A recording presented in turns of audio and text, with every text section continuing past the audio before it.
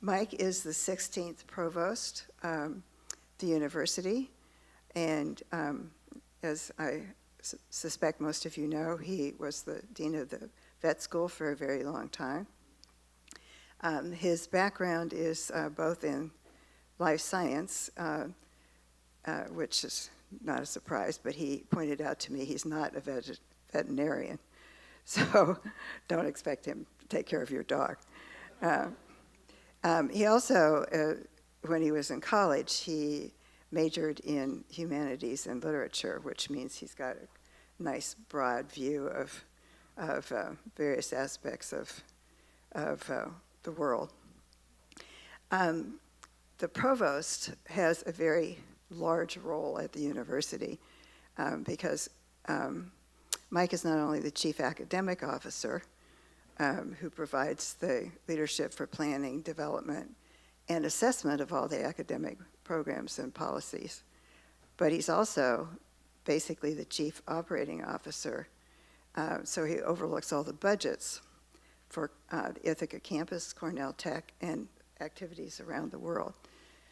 In his spare time, he has started a program of collaborative work, which is now working under the title of Radically Collaborative. And I think that's what he's mostly going to talk about this evening. So, can you welcome Mike?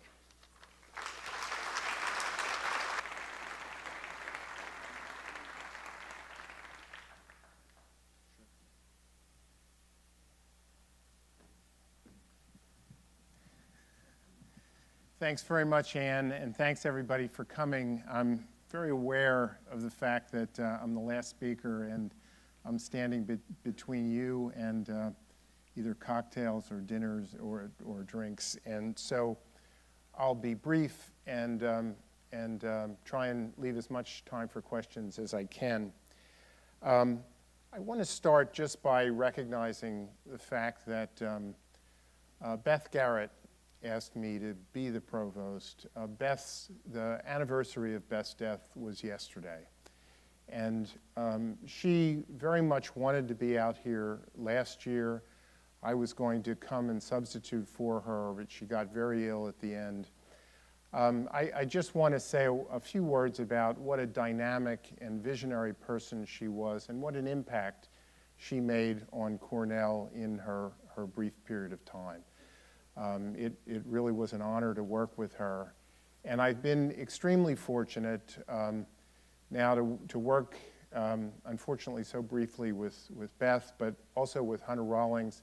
I tell Hunter, Hunter, you know they're going to keep making you do this until you get it right.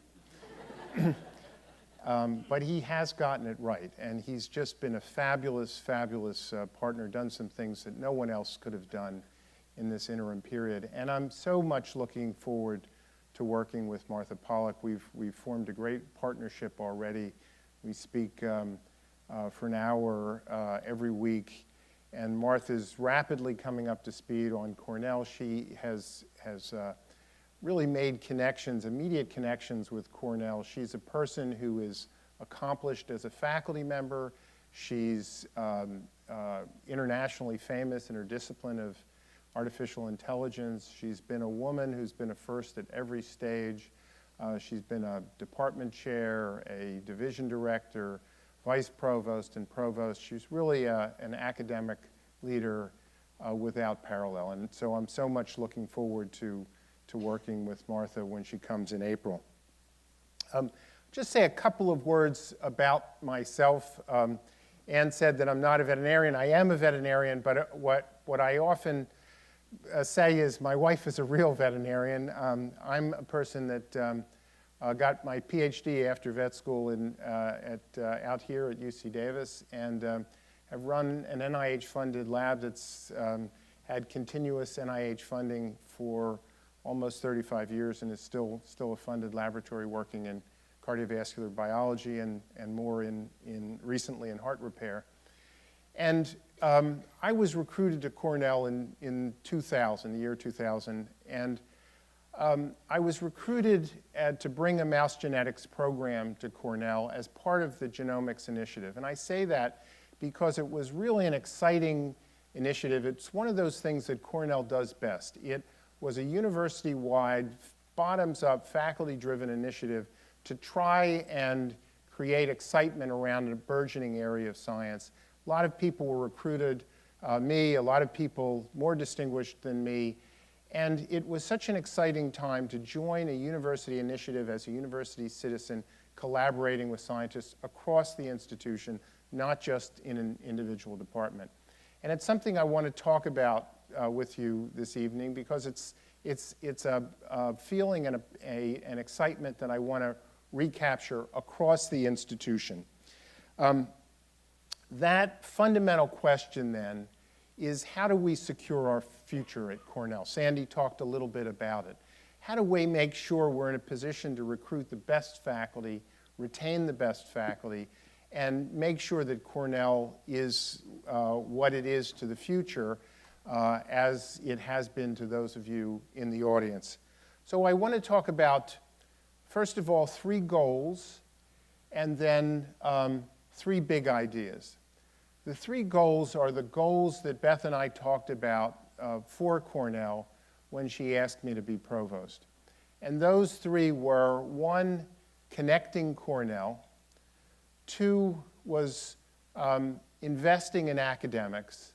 And 3, the student experience. And I'd just like to go through some of the things that we've put in place and are pursuing in that effort. First, connecting Cornell. Cornell is a place in the Ithaca campus where there really are no fences, and there's collaborations across the disciplines, and so many of our problems today are really problems that require multiple solutions. And we've developed these programs called Radical Collaborations, which tries to give voice to that ethos of collaborating without barriers, and we're now extending that to Weill Cornell Medicine and Cornell Tech in a way of trying to bring these scientists together. The radical collaborations are multidisciplinary areas. They're in nanotechnology and molecular engineering, in genome biology, infection biology, in sustainability, in data sciences, importantly in humanities and the arts, and getting humanists to work together across the arts and with ethicists in the law school and others.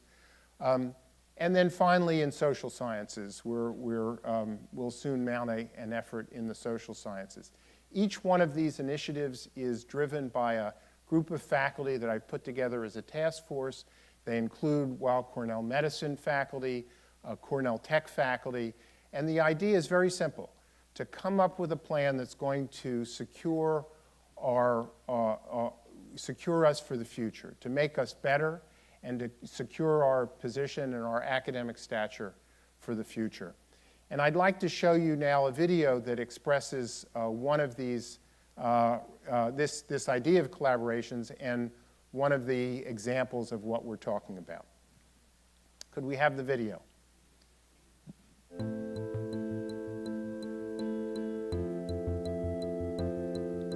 It's very much a two-way street. Innovating together. Evaluating what the other needs. It challenges my own assumptions. I think you can be very creative by exploring these interfaces with people who are different. No one can work individually anymore. To make progress, collaboration is critical. I think that this is the perfect way to do science. The problems that we are working on are simply too complex. There are built-in facets of Cornell that foster collaboration. Weill Cornell Medicine. The Atkinson Center. Cornell nanoscale facilities. Global Cornell. I think there's a very unique culture in Cornell to explore these ideas. Invention, imagination, inspiration. How do we take all those pieces and put them together to make things that are greater than the sum of the parts?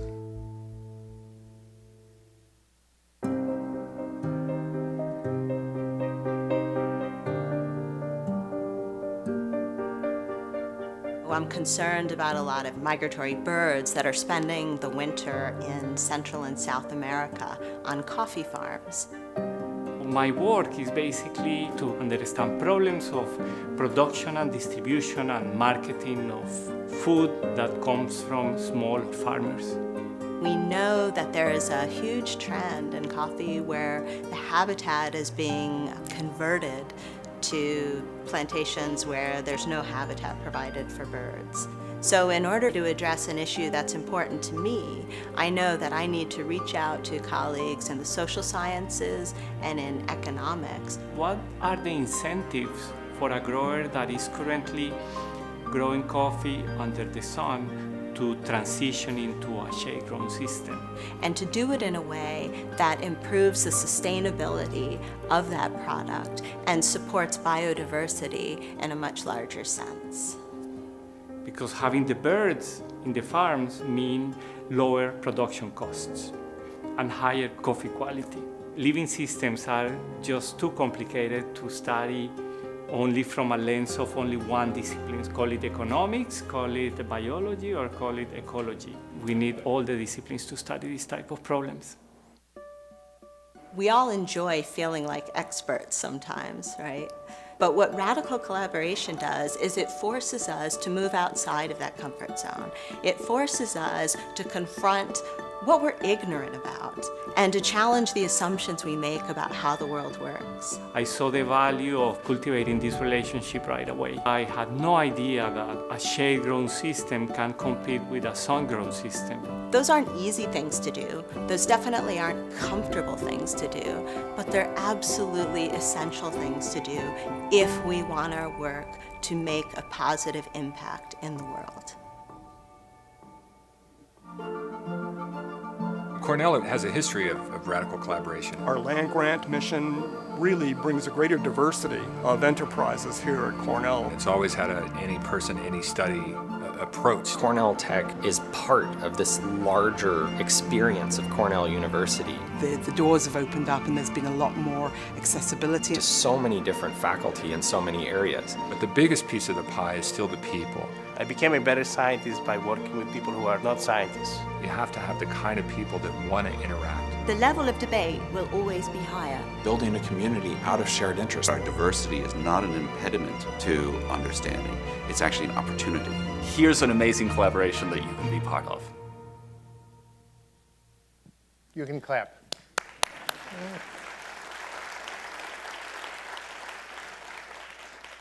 So this is an effort both to bring us together and also to focus on faculty investment. I talk a lot about deferred academic investment. We've come through a period of time where we've invested in many things. We've built buildings. We've done major things in financial aid. It's really time now to invest in our faculty. And that's the second goal that Beth and I talked about, how we focus our philanthropy, focus our communication on this effort to really secure the future and secure our academic stature. So that's something you'll be hearing much more about. We're now launching these matching gifts, seeking some gifts that allow us to leverage them in 3-to-1 matches. We heard the first from Fisk Johnson. I'll talk a little bit more about that effort. But this you'll hear much more about our desire now to really focus on, as Sandy said, getting the best people and keeping the best people. The third goal was our undergraduate experience, our student experience. I want to say a few words about our undergraduate experience. Today you may have seen in the Cornell Chronicle a report of the curriculum review coming out of Arts and Sciences. We really need to think about and continue to think about what every Cornell student experiences at Cornell as part of their education. What they should learn about the humanities and the arts, what they need to know about data, how we understand facts and statistics, how we draw conclusions, what we need to confront a diverse world where people think differently and look differently and perhaps behave differently than we. And that's something that we're having now a conversation about. It's not something the president or the provost dictates to the faculty, but it's something that the provost and president and Dean Gretchen Ritter can challenge the faculty to come up with. And today was the report of that, first report where the arts and sciences faculty are saying, here's what we think the future should look like for every Cornell student beyond what we currently insist of every Cornell student, which is that they pass the swim test. And so you'll hear more about this. I plan now with, once this arts and sciences curriculum is established, now to go to the other colleges and really talk about what every Cornell student should experience. So that's, I think, a fundamental goal for the coming years. A second one is to solve a major problem that we've had for a long time for our undergraduates at Cornell. If you come to Cornell as a freshman right now, you almost immediately have to worry about where you're going to live your second year, because we don't have enough housing for our sophomores. So that means as a freshman, before you've really met your classmates, you're starting to think and calculate, do I go into Greek housing? Do I take the lottery and hope I'll win the lottery for West Campus? Do I go in program housing?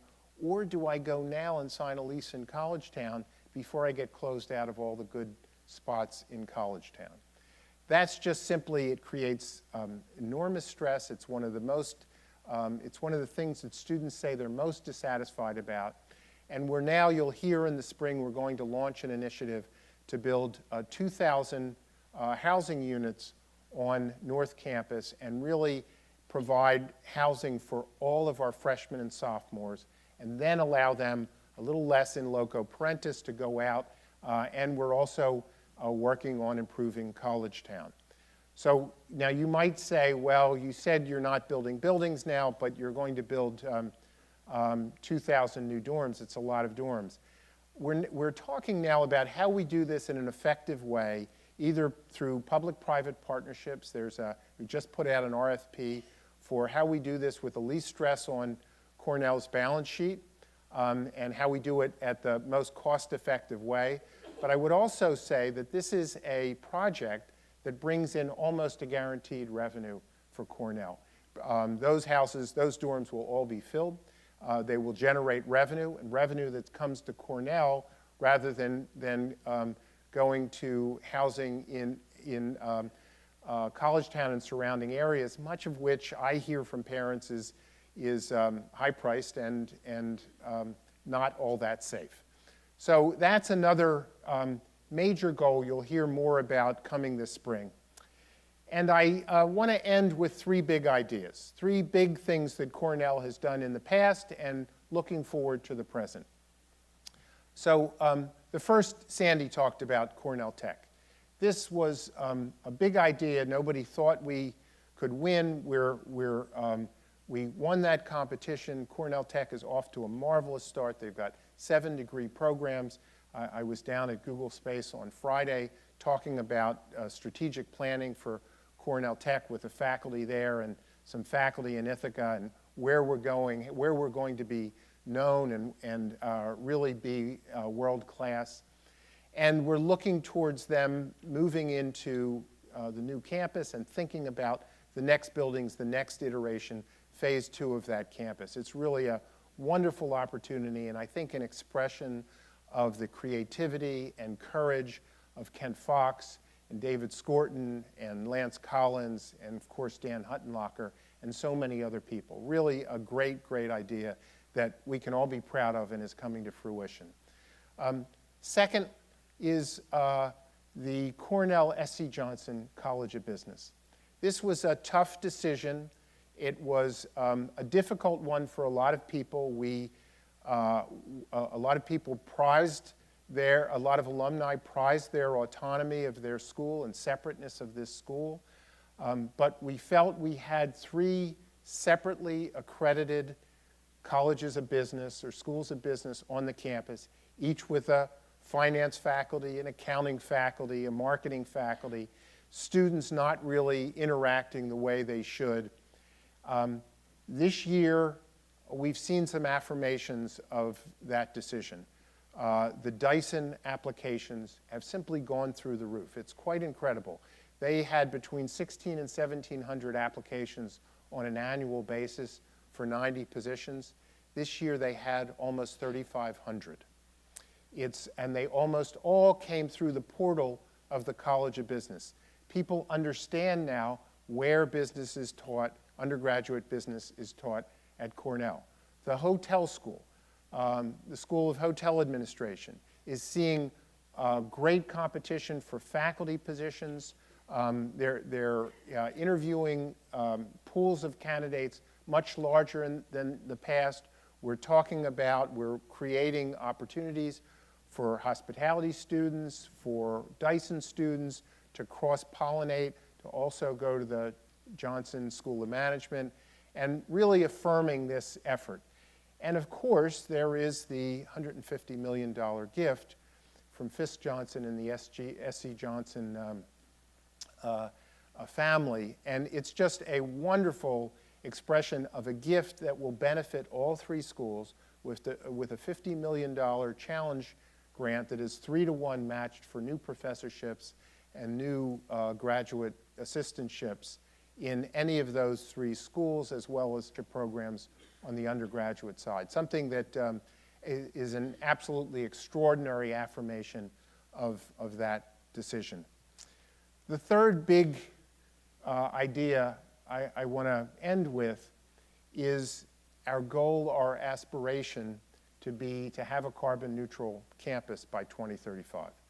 This is an enormous lift, but it's an aspirational goal that I'm just so proud of. Cornell, about 20 years ago, had another big idea, and that was to use Cayuga Lake, its lake source cooling, to cool its buildings.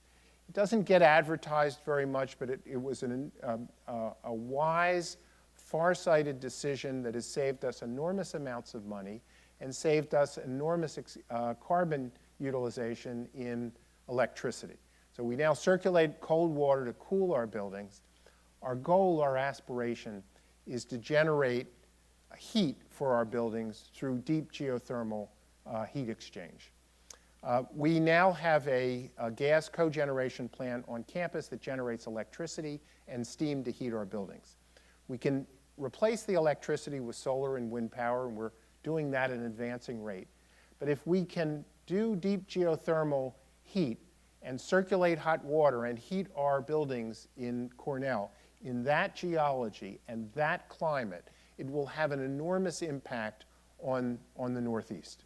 If we can show this can work, and we'll need partners, we'll need grants from the government, we'll need private partnerships. There's a lot of excitement about this idea.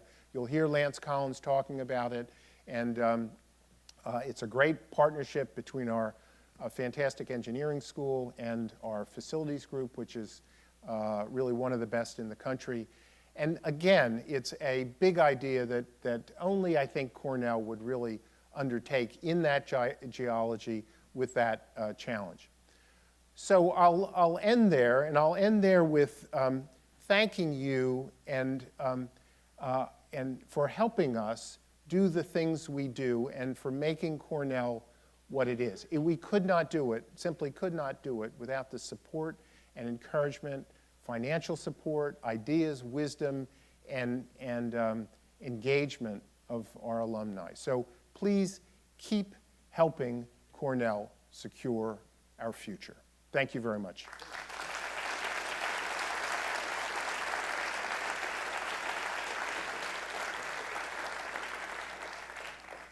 Be glad to take any questions if I can see you.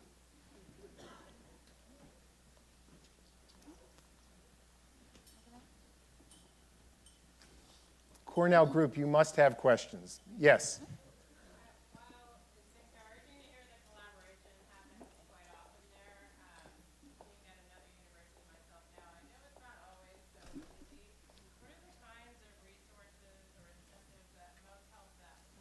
Yeah, great question. So one of the things I can do as provost is support areas of collaboration between the colleges. It's the dean's responsibility, with the provost's help and the university's help, to try and build programs that are strictly within the colleges. But there is a role here for an institutional initiatives that a single college can't mount. And a great example is this first group of faculty that came to me with the idea of nanoscience and molecular engineering. You saw Paul McEwen on the video.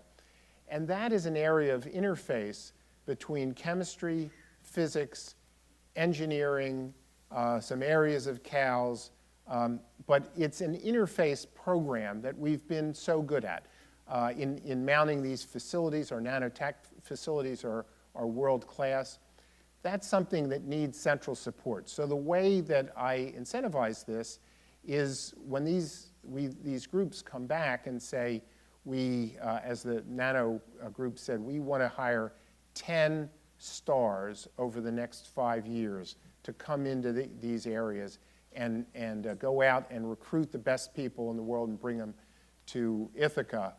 I can go to the deans and say, well, look, I'll cover the startup, you cover the salary, or we'll make some arrangement where I can make it easier. We don't make long-term commitments. I think it's important for us to do the short-term things that facilitate this, but then be able to move to other things and promote and stimulate other areas. And really, this is just what we did with the Genomics and Life Sciences Initiative. Hello, I'm over here. You can't see. Yeah, gotcha. Thank you. My name's John. I was fortunate enough to have Jeff Tester, the geothermal experts at Cornell. Deep geothermal Illuminati. Fascinating, yes, Illuminati. Fascinating class. I just was wondering when the project is expected to be done and about how much it will cost. So this is an unknown. We're right now working on putting together a test drilling effort. And that will, the permitting, et cetera, probably cost around $3 million to drill. We need to understand, so this is a collaboration with geology, with engineering. We'll get external companies. There'll be IP associated with this. But we need to know how deep we have to go, and that will tell us whether this is economically feasible or not. We'll go through the shale. This is not like fracking in the sense that you go deep, but you don't draw out big volumes of material, of mass, of gas. You go through the shale into the granite, into superheated granite, and then it's a heat exchange process. But the first thing is we have to find out if it's feasible. And then we can go to scale if it's feasible. But it may be that it's so deep that it's just not economically feasible and we have to think of something else. So but if we don't look and we don't try, we won't succeed. Sure. Hello. I'm curious about the outputs of scholarship and Cornell's commitment to open access publishing, open science, open data, supporting collaboration across the university, and then with researchers in second and third world nations that can't afford to buy these products of scholarship. So could you talk about Cornell's commitment to that? Yeah, so I think there's a couple aspects of your question there. First of all, we're absolutely, completely committed to open access and to transparency of data and preserving data. I've talked to a number of faculty over the last several months. We're very concerned about environmental data and these databases that might be compromised, and how do we participate in that. We've been involved on the political side in terms of raising our voice about that, and also preserving data sources that we have. We host a number of data sources. The Roper Institute is hosted at Cornell. We have a physics open access platform that was pioneered by Paul Ginsberg, is at Cornell, that provides access around the world. We have a number of initiatives in this space, and we're completely committed to it.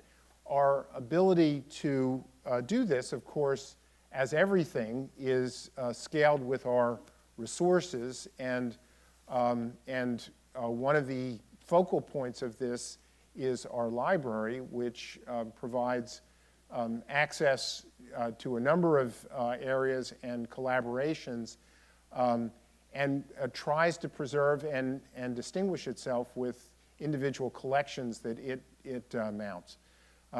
So there is no question of our absolute commitment to transparency of data, to preserving data, and to trying to do what we can to provide access. Some of that access requires partnerships with other sources that ask for payment for that data, and there's where some of the limits come in. I saw Jeff down. Yes. Yeah.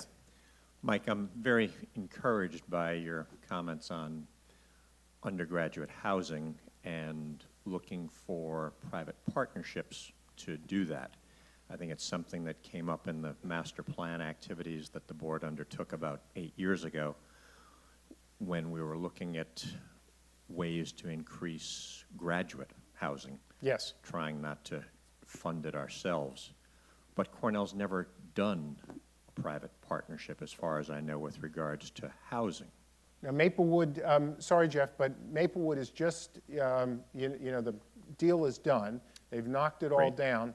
It's a P3 public-private partnership, none of Cornell's expense. We're replacing outmoded housing with much better graduate housing. I mean, it wonderful. Came out of that, yeah. So my question is, do you see challenges, or what do you see as going forward there? There's so very significant challenges. Just referring to the fact that there are a number of models for, you think about dorms on North Campus. This is our central campus. One model is, that's been done mainly in the publics, is an external party comes in, builds housing, manages that housing, collects the revenue, and pays the institution ground rent. We're very reluctant to have an external party managing our student experience. We want to manage that experience. We don't want to have different kinds of experiences across the campus. That's one extreme of this. The other extreme is what institutions often do. They'll say, well, nobody's ever built a student dorm before. Let's hire an architect, think about all the ways we could possibly do it, talk about it for a couple of years, spend far more money than you ever would do in the private sector, and then get yourself in trouble. We've put out an RFP that is asking partnerships of big companies that have scale and can build this effectively, but likely have us manage it, or some combination of our guarantee of their loans, so either use their equity or have them loan with some of our guarantees in a way in which we can get the most efficient construction. And time will tell. We just put out the RFP, I think it went out this week. We should hear back later this month, and in early April we'll make a decision. But in any rate, we're doing this, one of the clear goals is to try and do this with high aesthetic standards, high build standards, so that it's on our main campus, but also as efficiently as we possibly can. We've looked at a few, and part of the challenge is 2,000 beds is a lot of beds for that. We don't want to mass it high. So part of the Pell Commons and then back around the backside, maybe part of that parking lot. That'll be something that we look at the design proposals that we get. Thank you so much. I think our time's up. Let's have something to eat.